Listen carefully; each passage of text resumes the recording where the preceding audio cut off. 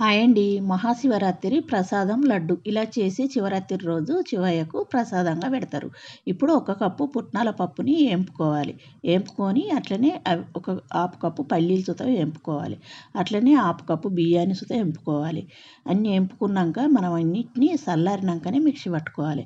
ఇప్పుడు ఒక పావు కప్పు నువ్వులు, పావు కప్పు కొబ్బరి ఏంపుకొని ఇప్పుడు ఒక స్పూన్ దాకా గసగసాలు వేసి స్టవ్ ఆపుకొని ఇప్పుడు అవి పక్కకు పెట్టుకొని ముందుగాల పల్లీలు పట్టుకొని మనం కుడక నువ్వులు దాంట్లో వేసుకోవాలి. అట్లనే మనం పుట్నాల పప్పు బియ్యాన్ని అన్నిటిని పట్టుకొని అన్నీ ఒకే మిక్సీ గిన్నెలో వేసి పక్కకు పెట్టుకోవాలి.